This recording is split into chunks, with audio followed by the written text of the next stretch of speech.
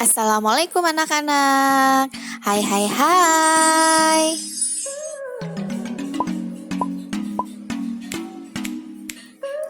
Hari ini kita akan membahas tentang kesebangunan dan kekongruenan.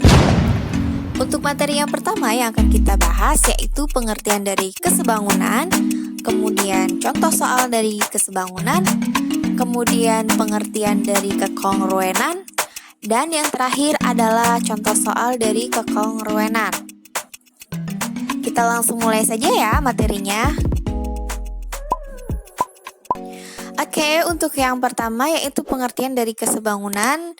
Di sini misalnya ada dua gambar jajar genjang. Yang pertama jajar genjang ABCD. Yang kedua adalah gambar jajar genjang KLMN. Nah, di sini misalnya sudah ditentukan ukuran-ukuran dari masing-masing jajar genjang. Nah, pengertiannya adalah panjang sisi-sisi yang bersesuaian pada jajar genjang ABCD dan KLMN itu sebanding dan sudut-sudutnya itu bersesuaian sama besar.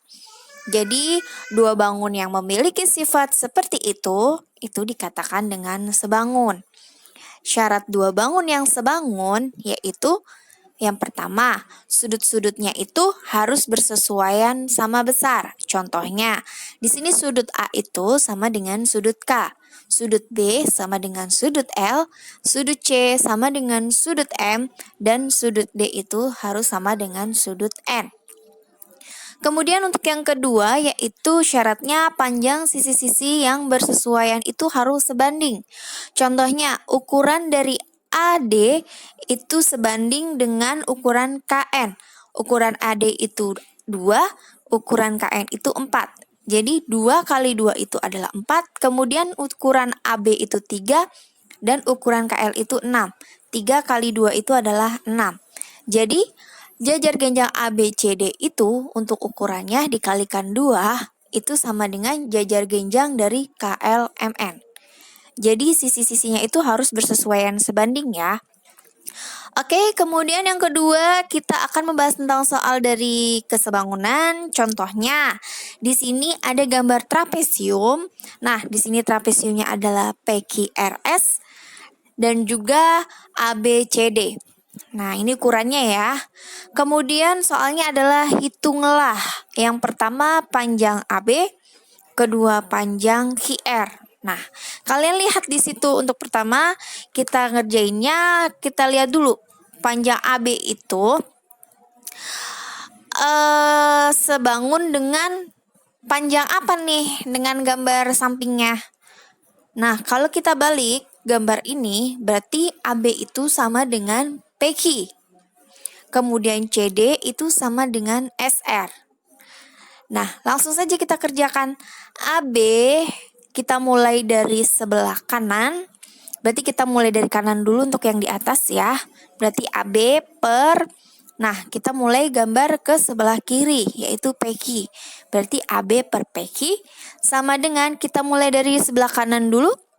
Yang sudah diketahui di situ apa aja selain AD dan juga DC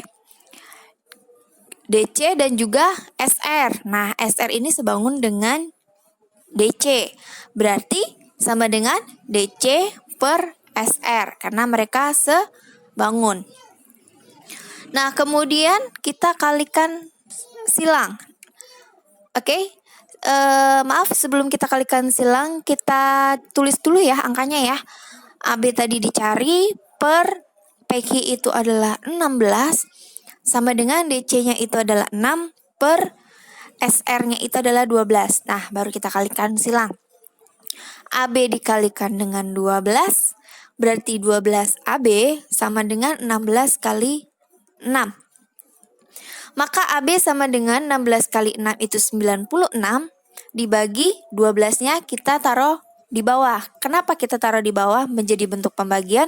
Karena 12 AB itu adalah bentuk perkalian, 12 kali AB. Jadi kalau kita pindahkan ke sebelah kanan itu menjadi bentuk pembagian. Maka 96 dibagi 12 itu sama dengan 8. Jadi panjang AB-nya itu adalah 8. Kemudian misalnya kita cari tadi panjang QR. Nah, QR itu sama dengan apa? Di bangun yang sebelah kanan. Sama dengan AD. Nah, kita mulai dulu ya dari sebelah kiri, yaitu QR yang ditanyakan per AD. AD itu yang sama ya bentuknya. Sama dengan kita mulai lagi dari sebelah kiri yang sudah diketahui di situ apa aja. SR per SR itu sama dengan DC. Oke, sama dengan kita masukkan angkanya. QR itu yang dicari, QR per AD-nya 4 sama dengan SR-nya itu 6. Kemudian DC-nya itu adalah kebalik ya. SR-nya itu 12, kemudian DC-nya itu adalah 6. Maka kita kalikan silang. QR kali 6 itu 6 QR. Kemudian 4 kali 12 itu adalah 48 atau 4 kali 12. Kemudian QR sama dengan 4 kali 12 tadi 48 dibagi 6. Nah 6-nya ini tadi 6 QR itu 6 kali QR ya. Berarti kita pindahkan ke sebelah kanan itu menjadi bentuk pembagian. Maka 48 dibagi 6 itu sama dengan 8. Jadi panjang QR yaitu adalah 8. Oke, kita sudah menemukan AB dan juga QR. Nah, kemudian kita langsung ke pengertian dari kekongruenan. Contohnya Ibu punya gambar, yaitu sebuah persegi panjang. Nah, kalian perhatikan di sini ada 4 persegi panjang. Nah, jika bangun pertama dan bangun keempat itu dibandingkan yang pertama dan keempat, maka terlihat apa nih di sini?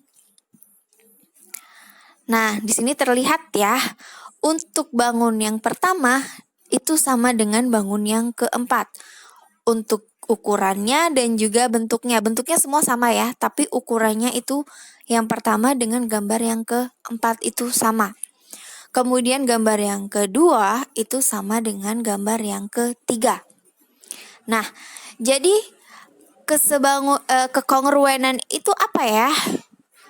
Nah, kongruen itu dua bangun yang mempunyai sifat yang dikatakan sama dan sebangun.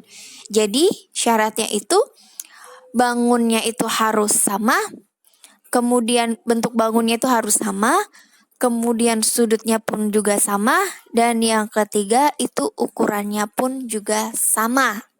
Beda dengan kesebangunan tadi ya, kalau kesebangunan itu ukurannya tidak perlu sama, kalau kongruen itu harus semuanya sama. Oke, jadi kesimpulannya di sini di gambar ini apa ya? Untuk gambar 1 dan gambar 4, kesimpulannya adalah AB itu sama dengan MN, kemudian BC sama dengan NO, CD sama dengan OP, dan DA itu sama dengan PM. Seperti itu yang disebut kongruen. Oke, contoh di sini kita punya soal, misalnya ada gambar jajar genjang. Perhatikan gambar di samping, apakah jajar genjang ABCD itu kongruen dengan jajar genjang PQRS? Coba kalian perhatikan di sini gambarnya. Gambarnya sama. Kemudian untuk ukurannya pun juga sama. Jika yang sebelah kanan atau gambar yang kanan itu kita balik ya, biar sama bentuknya dengan gambar yang sebelah kiri. Nah, nih. Jadi kesimpulannya adalah AB itu sama dengan QR, yaitu 2 cm. Kemudian CD itu sama dengan PS, yaitu 2 cm. Kemudian AD sama dengan PQ, yaitu 3 cm. Dan BC sama dengan SR sama dengan 3 cm. Kemudian sudut-sudut yang bersesuaian itu juga sama besar, yaitu sudut A sama dengan sudut Q, sudut C sama dengan sudut S, sudut B sama dengan sudut R, dan sudut D itu sama dengan sudut P. Jadi kesimpulannya jajar genjang ABCD dan jajar genjang PQRS itu adalah kongruen. Oke, sekian materi kali ini. Terima kasih sudah kalian simak dan sudah kalian perhatikan. Sampai berjumpa di next pertemuan berikutnya ya. Terima kasih. Assalamualaikum. Bye-bye.